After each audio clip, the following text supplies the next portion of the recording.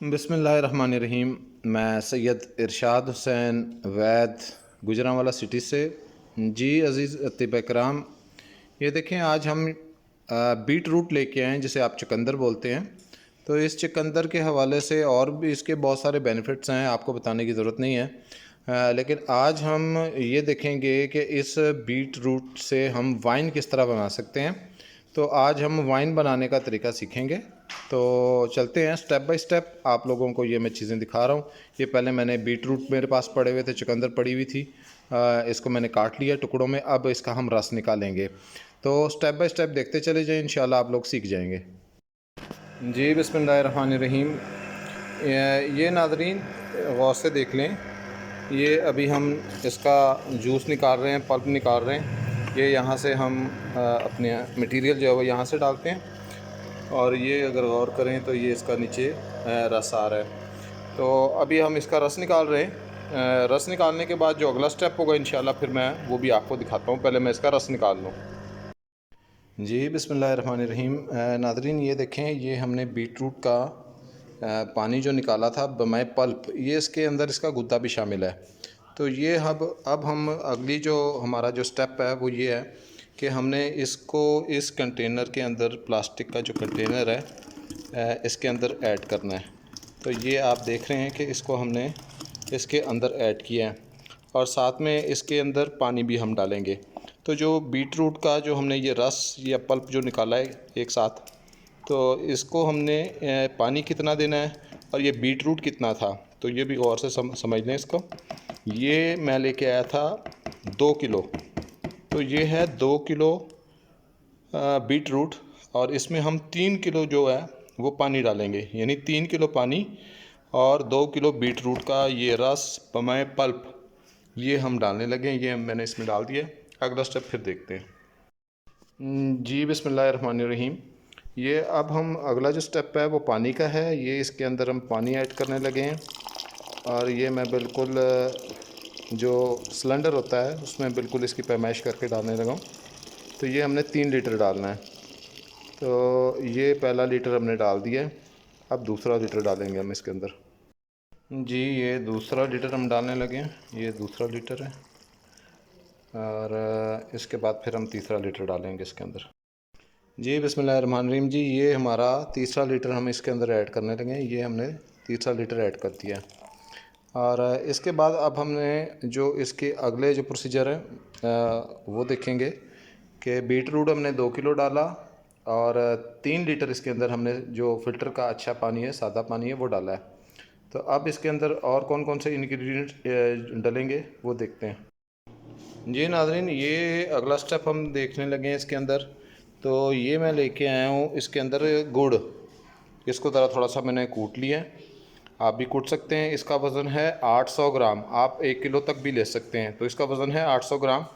तो ये इसके अंदर मैं आहिस्ता आहिस्ता इसके अंदर ऐड करता हूँ, और फिर इसको अच्छे से हिलाते हैं।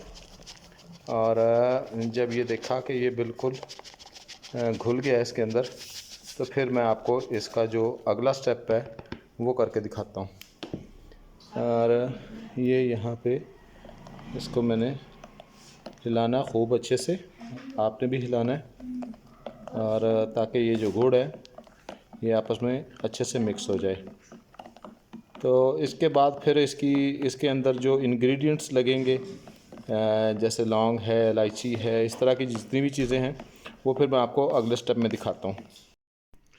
जी नाज़रीन, ये अब बारी आती है जी हमारी ईस्ट की, और जिसे हम ख़मीर लगाना कहते हैं। तो इसमें जो हम ख़मीर लगाएंगे वो ये ईस्ट का हम लगाएंगे। ये आपको मार्केट से ईस्ट का एक सैशे मिलता है, गौर से आप देख लें, ये आपको आसानी से मिल जाएगा। तो अब हमने क्या करना है कि एक कप में थोड़ा सा पानी लिया। अब इसमें हम डालेंगे तकरीबन 2 चम्मच चीनी। तो ये जो 2 चम्मच चीनी है हमारी, ये हमने इस कप के अंदर डाल दी है। एक हो गई, अब ये हो गया दूसरा, ये होगी दूसरी। अब इसको ना हमने कोशिश करना है कि खूब अच्छे से ना मिक्स कर लेना है इसको। जब ये अच्छे से मिक्स हो जाए तो फिर आपने इसके अंदर 1 चम्मच जो है ईस्ट का, ये जो पैकेट पड़ा हुआ है ना, इसमें से 1 चम्मच आपने ईस्ट का लेके तो इसके अंदर लगा देना है और इसको आपने कम से कम 3 से लेके 5 मिनट के लिए छोड़ना है ताकि ये जो ख़मीर है ये अच्छे से तैयार हो जाए।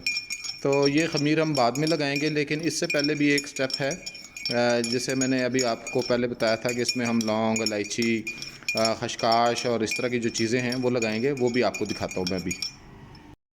जी नाज़रीन, ये इसका अगला स्टेप है। इसमें हमने कुछ इंग्रेडिएंट्स जो हैं वो इसके अंदर डालने हैं और अगर इसकी मिक़दार और पहचान की बात करूं तो ये अभी आपको नज़र आ रही है, ये जो है ये खशखाश है जिसे अफ़ीम दाना भी बोला जाता है। ये खशखाश है, ये खशखाश है 1 चम्मच, ठीक हो गया जी।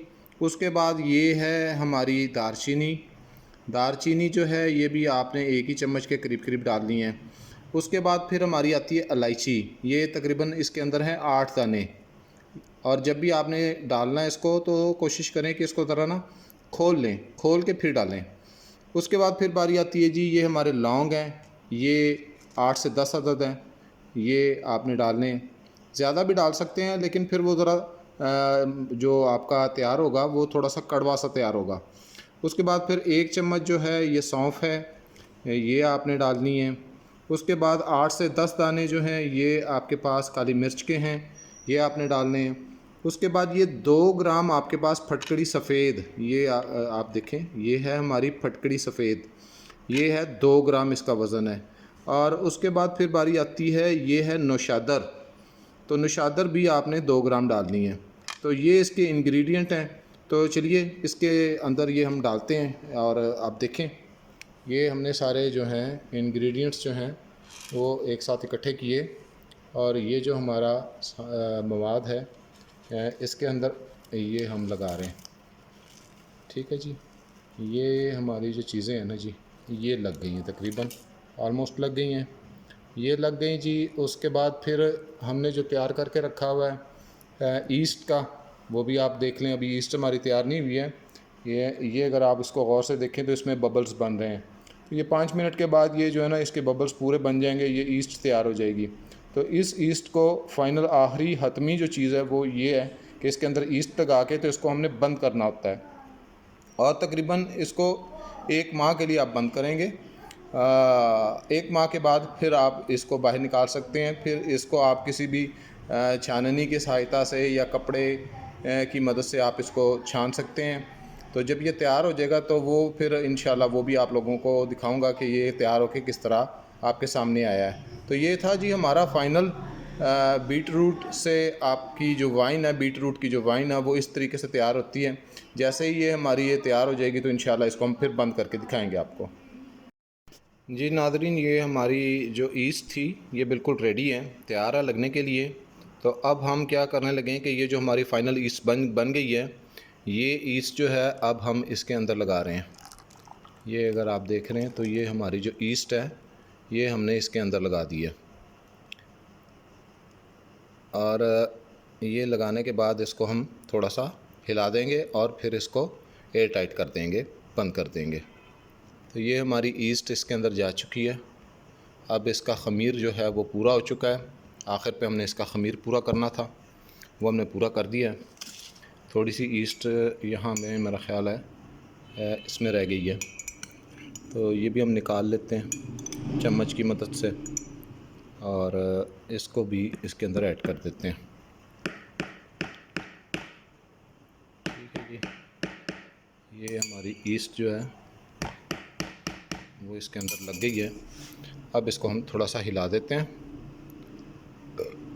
ताकि ईस्ट जो है वो अपना काम शुरू कर दे। ये है जी ईस्ट लग गई। अब इसको हिलाना जुलाना नहीं है, बिल्कुल नहीं है आप लोगों ने, ये अब बिल्कुल रेडी है। अब इसका हमने ढक्कन लगाना है। तो ये रहा जी इसका ढक्कन और इसको अब हम बंद करने लगे हैं। और इसको मैंने ये देखें, मैंने खाली ढक्कन ऊपर रखा है और इसको फुल टाइट नहीं करना, मैंने हल्का सा इसको लूज़ छोड़ना है मैंने।